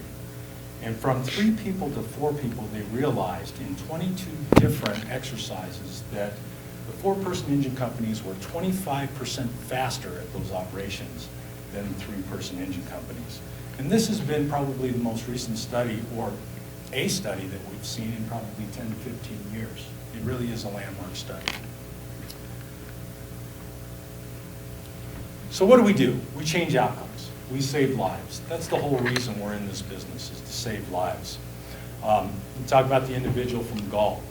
Mr. Herman, via phone conversation after being released from the UC Davis burn unit, basically called to say, I cannot thank you enough for saving my life and risking your own lives in the process.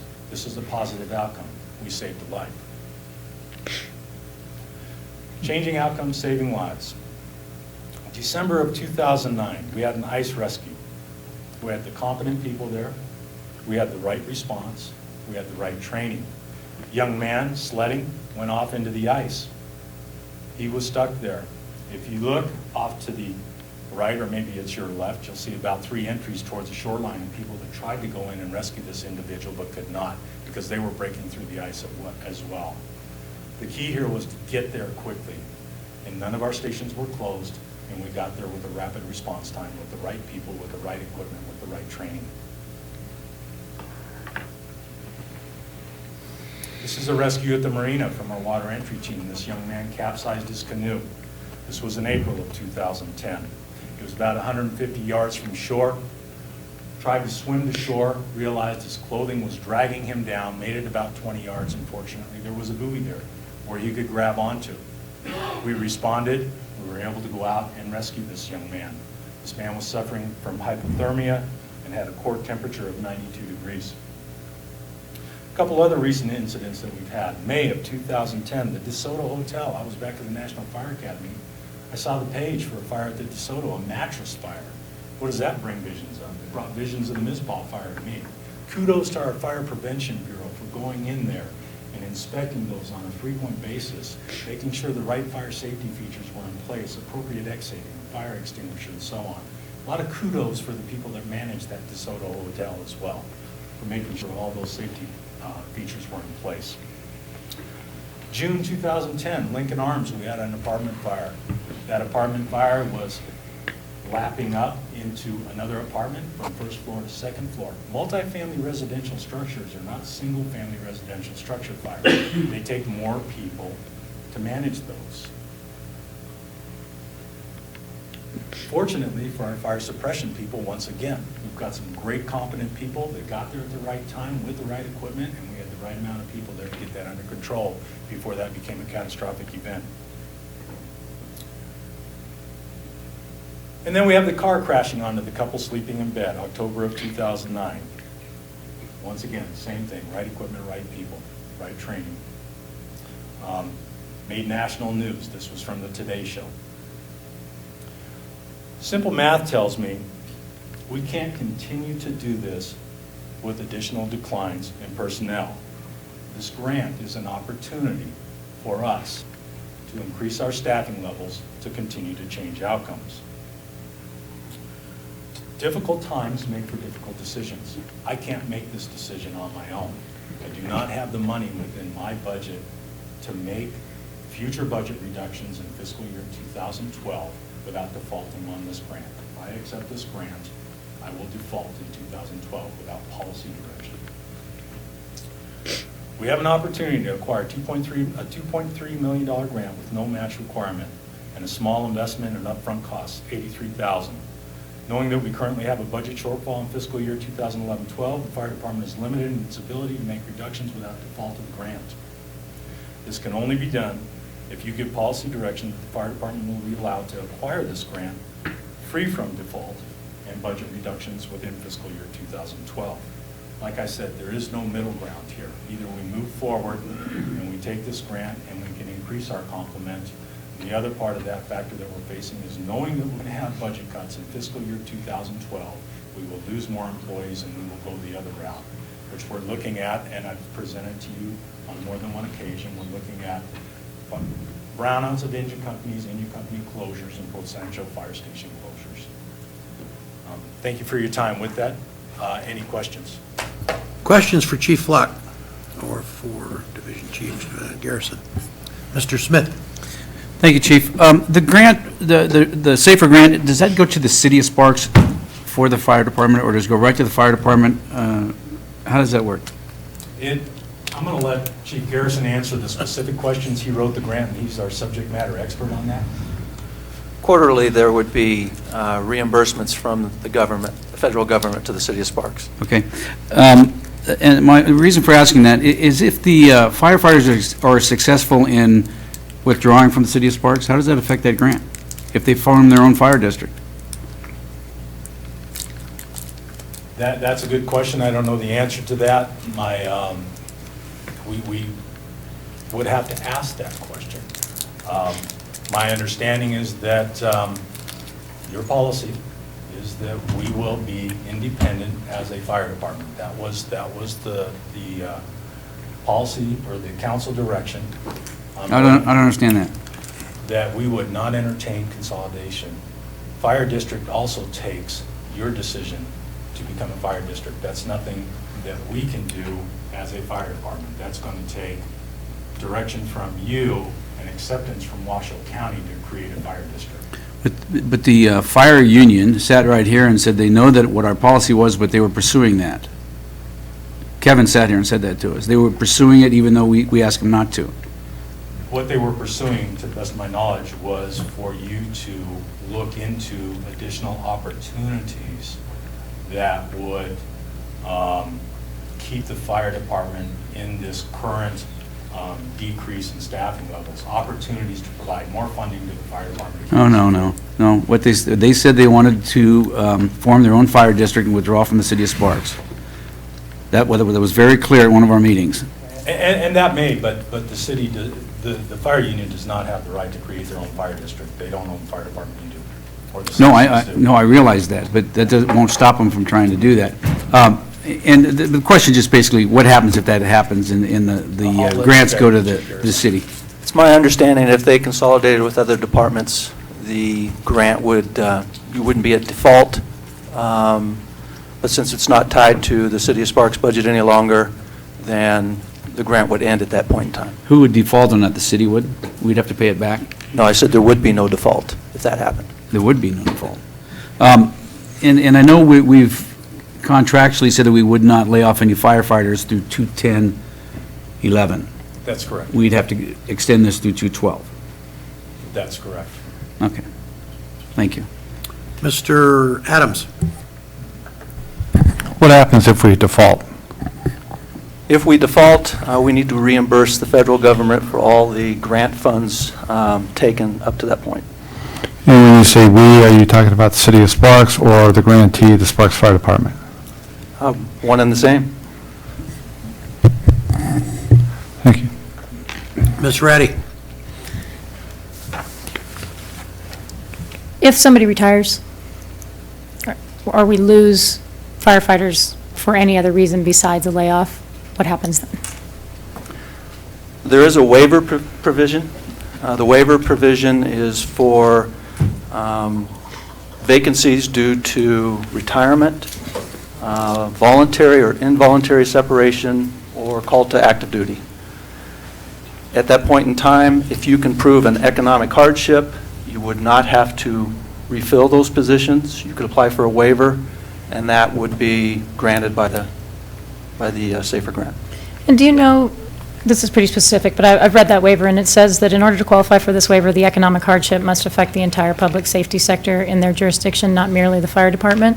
That's correct. So my concern about that is, let's say we were successful in pursuing the quarter-cent sales tax. I think we would have a hard case there than proving that we had an economic hardship for our entire public safety sector. We did ask that specific question, not about the tax override. If we followed the policy of not refilling in those specific cases of vacancies, and the police department did fill in those same types of situations, that would not be across the entire public safety sector. Okay, so So you would not be granted the waiver. we would not be granted the waiver and be in default. One opportunity, we've had a recent retirement. One of the things that the document that you have to fill out, whether we accept this grant or not, states is, has anything changed? And we would say, yes, it has changed. We've had another recent retirement. We could petition them to allow that, and then that would provide, over a 2-year period, almost $200,000, a little more than $200,000 to offset any budget shortfall that we might have in fiscal year 2012. So, departmentally, we could pony up $200,000. In the conversation between the fire department and the finance department about the $700,000 shortfall projected for fiscal year 12, when you looked at that and you're looking at how's the fire department going to make up its portion of that shortfall, was there any portion of that shortfall that you were able to make up without touching personnel? What we looked at was this particular opportunity that came towards us. Now, that's $200,000 off in a 2-year period. We would have to talk to finance in regards to if that's considered acceptable. They were looking at sustainable cuts. That may only be considered a little over $100,000 a year as far as they're concerned towards our piece of any cuts within that fiscal year. There are some other opportunities within our department, but they are minimal. Our Fire Prevention Bureau has seen a 43% reduction in personnel. There's really no space within our Fire Prevention Bureau to cut inspectors. My office staff has seen a 50% reduction in staff. There are very limited opportunities within our budget. I could scrub it as best I could, maybe look at trying to find, 100,000 or so in there, along with what we have available with this recent retirement. So I guess, city manager, a question for the city manager. So obviously the fire department's coming forward with a pretty strong recommendation for the grant, but the staff report is against it. So would you provide some clarification on that? Yes, I believe that it was important today for the fire chief and deputy chief Garrison to present to you this opportunity. The opportunity is difficult to move forward on because of the drastic budget situation that the city of Sparks is facing. In the coming year, we were very fortunate to receive from our employees concessions of 7.5% that made up the challenge. And we were able to reverse the layoff of 11 firefighters and maintain what is only an adequate staffing level. But the year that lies ahead, 2011 and 12, also contains ground that we need to make up in our deficit. And the chief has quoted an amount that we would be looking for from the fire department of $700,000. And that would be his proportional share by percentage of the budget for the coming year. And that's the challenge that in meeting with the chief and the finance director that we could not find a solution to. And it's very difficult to be given this opportunity to restore our staffing levels by 11 personnel and make a difference in outcomes, as the chief has stated. But to do so without the ability to find the $700,000 is just not recommended. We are not able, with great clarity, to know that it is just $700,000. The best estimates, as you know, for the city was to reduce our expenditures by 15% in all programs over a 2-year period.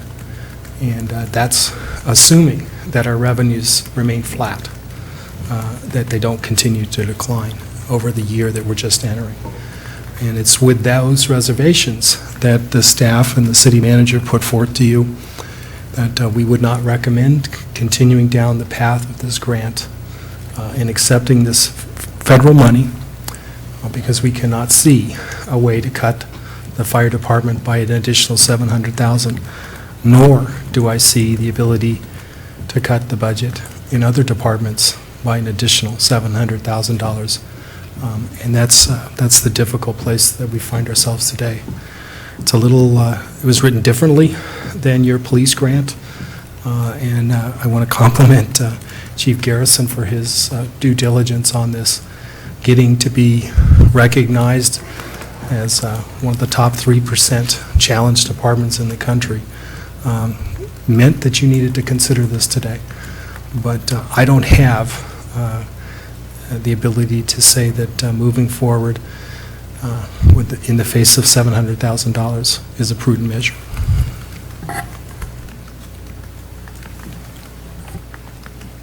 Mr. Schmidt. Thank you, Mr. Mayor. Chief, let's talk about timeframes here. Obviously, we're only a couple days away from the fiscal year, and this thing's not going to start fiscal year 2011. What is our drop dead date? We have to say yea or nay. We've, our initial, so to speak, drop dead date was the day after the last city council meeting. We delayed this one city council meeting, so we asked for an extension. My deadline is actually tomorrow to respond back. I know there's some leeway to that if city council would like to explore it further, but they want to move forward also. Let's say tomorrow is a drop dead date. What is provisions of starting the grant? Do we have to start 2 days later and the money, I mean, we start all the thing, I mean, can we postpone initial hiring and everything until January 1st? We would respond back to the questionnaire. That puts us in the last process. In approximately 30 days, we would be awarded. And at that point in time, we'd have 90 days to make the hiring of the 11 personnel. At the end of that 90-day period starts the 2-year performance period. So at best case, you're looking at July, October 1st, roughly. October 1st. Yeah. Is there's no leeway in that at all? No. So October 1st is because, and here's where I'm looking at this saying, you know that we've identified 700,000 we need. You've identified 200,000 that you can give on up. By moving this into a different fiscal year, I think we can spread that even a little bit farther on out for the amount needed to come on in. And I think the city manager put it in words that, you know, 700,000 is if we proportionally take your share for next year.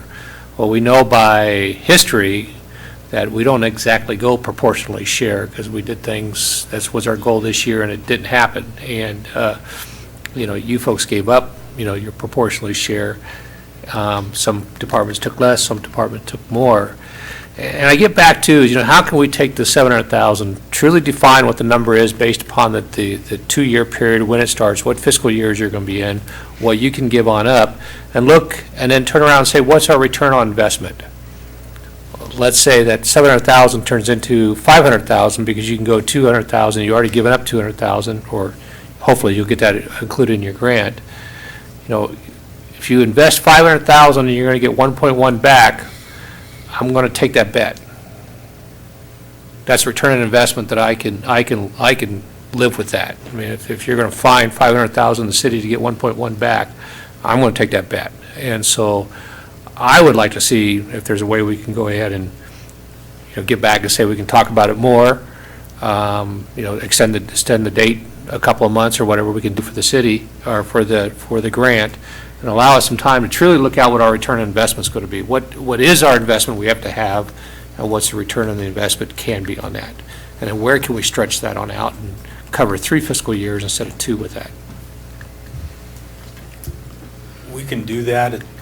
Listening to Division Chief Garrison, it sounds like we can ask for an additional extension and do some additional work on behalf of council, see what additional questions you might have, whether it's cost-benefit analysis, whatever it is you would like us to do. Do you think that approach is an approach that's feasible to look at? That we actually, what is our cost going to be and what's return on investment for that cost? Yes. Okay. Mr. Salerno. Chief, did you say in your, when you were giving us a presentation, that you had money built into your budget for this? Something, you mentioned $80,000 or something. Actually, what we have, and we're right at the end of emergency POs, we have the ability within this fiscal year's budget to run an emergency PO for all these items that we have. We've been fortunate. We've had a very late fire season this year, so we haven't run up a lot of those mutual aid costs that we've had. And there's some other areas within there we felt that we could use money from this fiscal year to go ahead and pay for those front-end costs, the $83,000. But by delaying this, we would have to look into next fiscal year unless we. That's correct. In order to acquire that $83,000 for all the front-end costs. Okay. Ms. Ratty. I like Councilman Schmidt's approach. I think it's worth one more meeting. I don't think we need to see the full presentation of 4s and 3s and the wonderful family that's been rescued from the pond. We got it. I think we got that part. But if we could get back to, I would like to not only know the cost benefit, because I think that's the fiscal question, I'd also like to know what the risk is to the other departments. Because I think that there's the flip side to that coin, which is if we're not finding that 700,000, or if we can carve it down to 5 or 3 or whatever we could do, then what are we looking at in terms of Parks and Rec, Public Works? Where would that money have to come from to get there? And if we can get, I think if we can get creative at all, if we can spread it over 3 fiscal years, I think that's a really interesting idea. This grant, here's where I'm torn. To put 11 new personnel on is not something that we're going to be able to do in anytime soon. And if you look at the work we're going to do on the public safety initiative to get more police officers, to be able to do almost half of that in a grant would be a phenomenal thing for the city. But it comes with some pretty horrendous strings attached. And there are some really scary strings attached to this grant. So I'm willing to give one more meeting's worth of shot, ask a few more questions if we can do that, with no indication of, yes, we're going to do this, or no, we're going to do this, but just let's give it one more look to see if we can figure out how to get there. Sean, from my perspective, I think that's good thinking. From my perspective, I'd like to see then if I would like you to take it from an approach where we've accepted this grant. Now tell me where we're going to come up with the $700,000. Who's going to have to, $200,000 the fire chief said he can make up? Where's the other $500 coming from, and who's going to have to suffer to do that?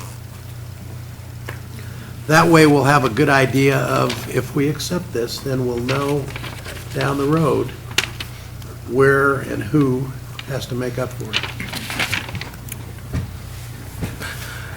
Certainly. I think in traditional business, you would look at, you're an organization that's consuming and has access to some $54 million a year.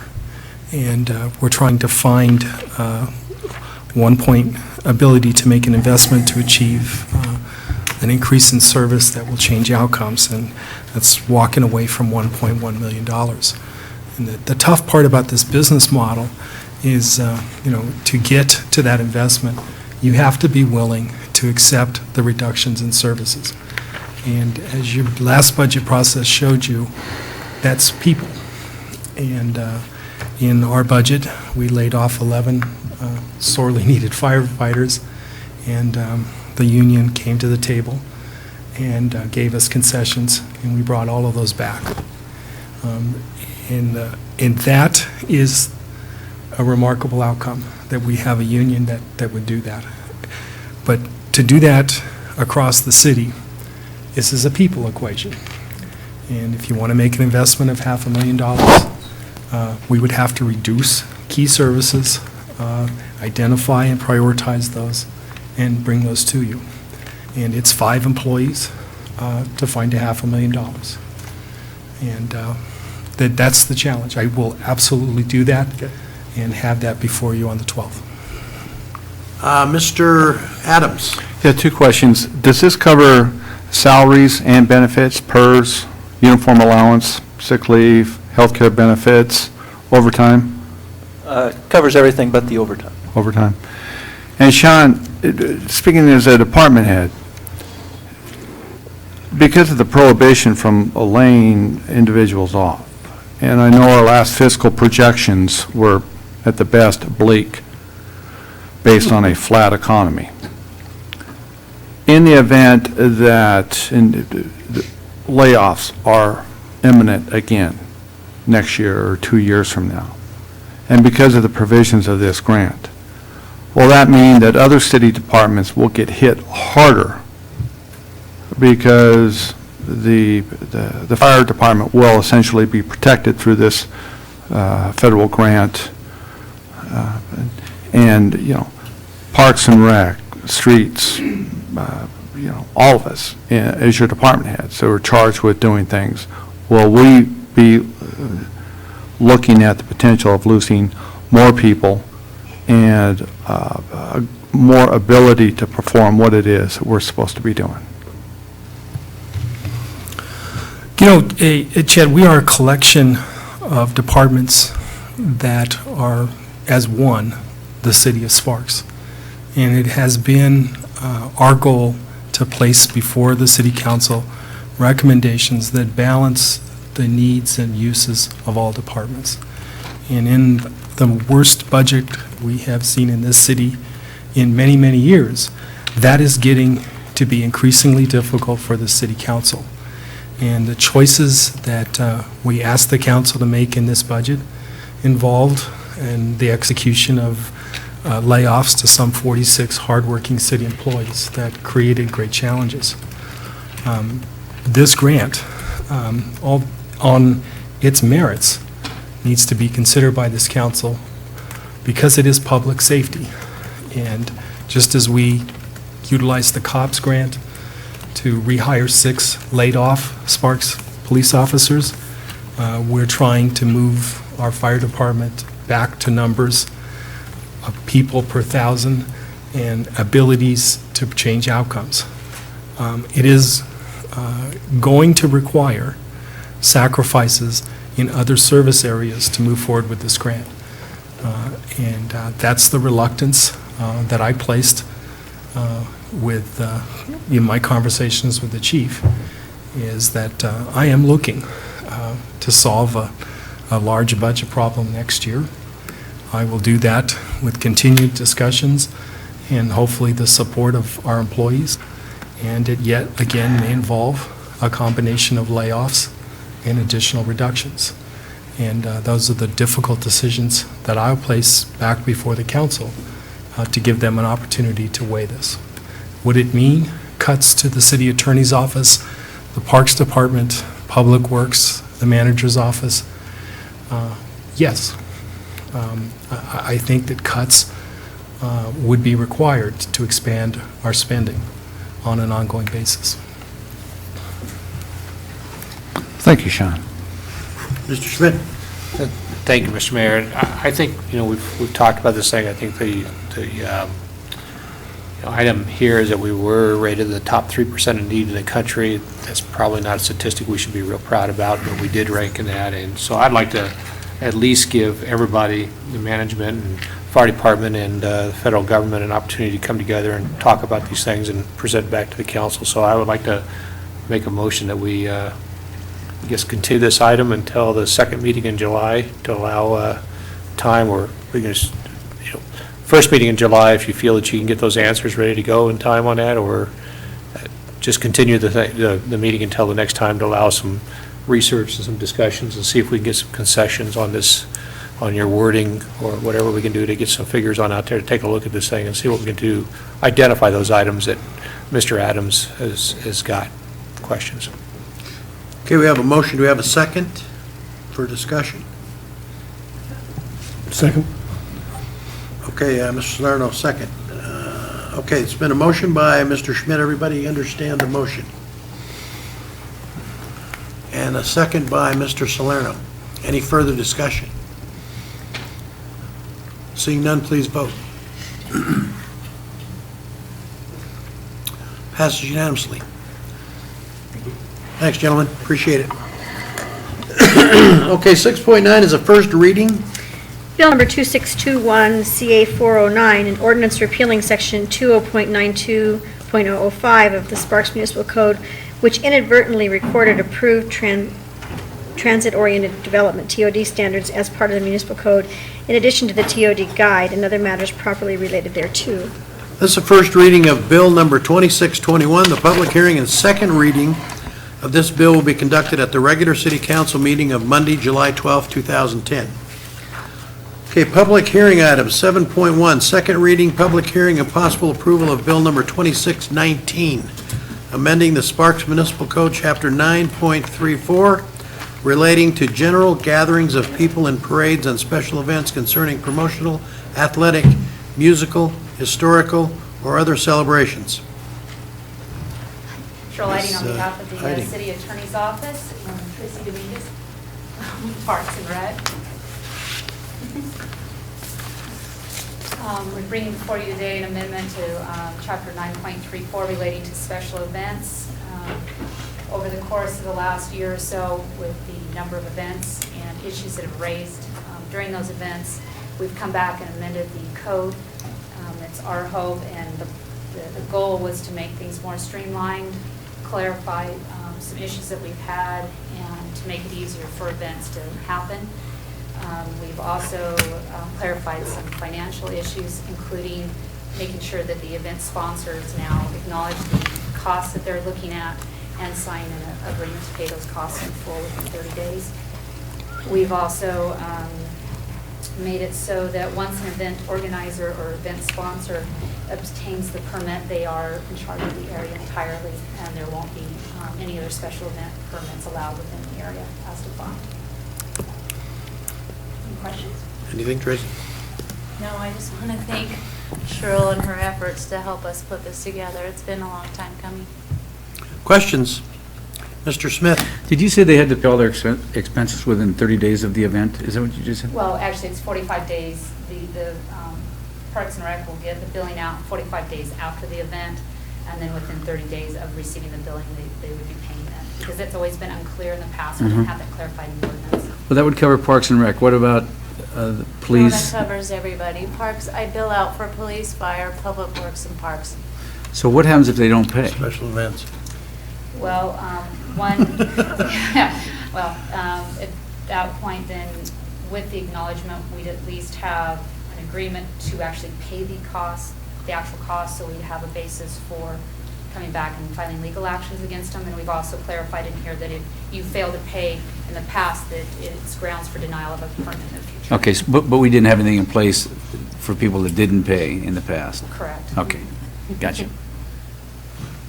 Any other questions? Okay, this is a public hearing item, so I'll open to the public. Anyone in the audience like to speak to this particular item? Seeing no one, I will close it and bring it back to council for action. Mr. Salerno.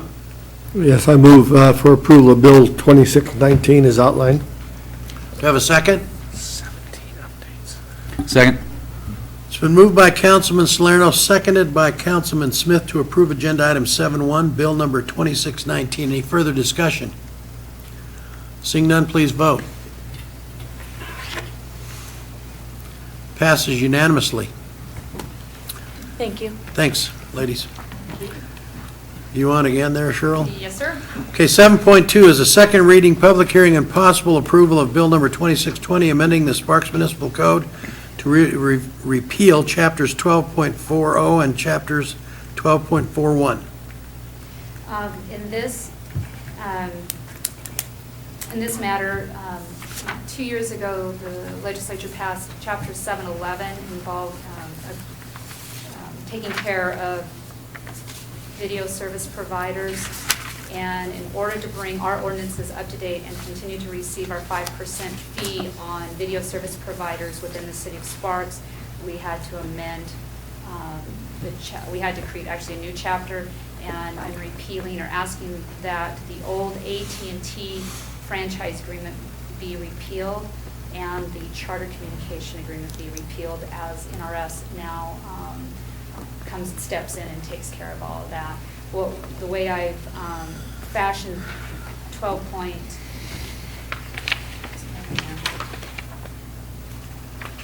the way it's been fashioned is the new language takes the place of that and allows us to continue to collect our 5% and clarifies the right-of-way issues that were not clarified under 711, and that's the purpose of that. Questions? Okay, you did a hell of a job again, Cheryl. Thanks.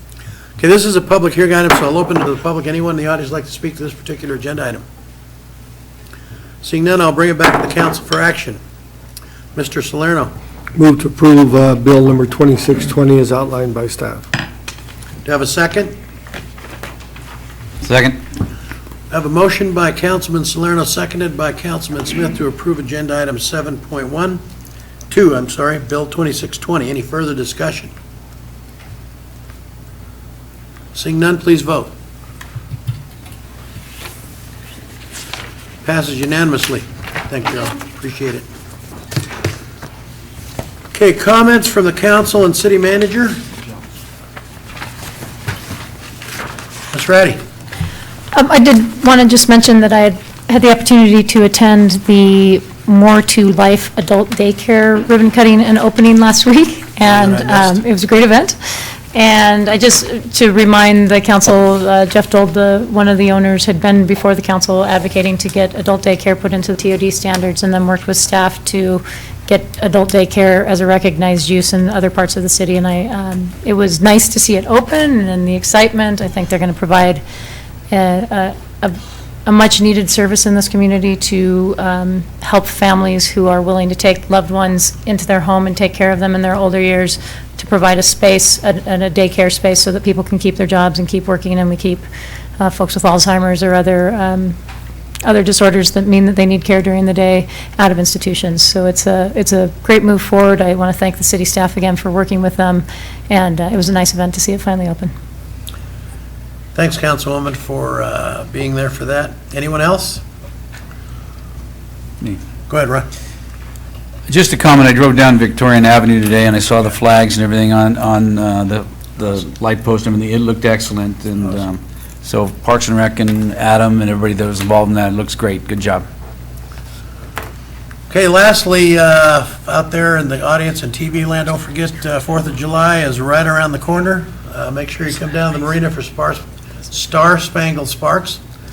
Also, downtown, starting at 4, will be the preliminary to the fireworks, and then the fireworks around 9:30, 9:45. And there will be a shuttle from the Legends, I believe, over to the Sparks Marina and also to the fireworks. So take advantage of that. That's going to be in the west parking lot, is that right? Dennis? West of Shields. Okay, so take advantage of the shuttle buses, okay? They're free, so. Any further business? We're adjourned. Call the order of the redevelopment agency meeting for Monday, June 28th, with a roll call, please. Chairman Smith? Here. Agency Secretary Patterson here. Agency members Ratty? Here. Salerno? Here. Martini? Here. Kerrigan absent. Schmidt? Here. Chief Administrative Officer Carey? Here. Agency Attorney Adams? Here. Okay, I'll open up for public comment. I do not have any cards. Would anybody like to speak at this time? Okay, I'll bring it back to the agency then. Looking for approval of the agenda. Anybody wish to take anything out of order? Move to approve, Mr. Chairman. We have a motion and a second. Any discussion? All in favor say aye. Aye. Opposed? Passes unanimously. Recommendation to approve the minutes of our regular meeting of May 24th, 2010. Any questions or changes? Move to approve. We have a motion and a second. Any discussion? All in favor say aye. Aye. Opposed? Passes unanimously. Report of claims and bills approved for payment and appropriation transfers for the period of May 6, 2010 through June 9th, 2010. Move to approve, Mr. Chairman. We have a motion and a second. Any discussion? All in favor say aye. Aye. Opposed? Passes unanimously. Comments from the agency and Chief Administrative Officer. Any comments? We are adjourned.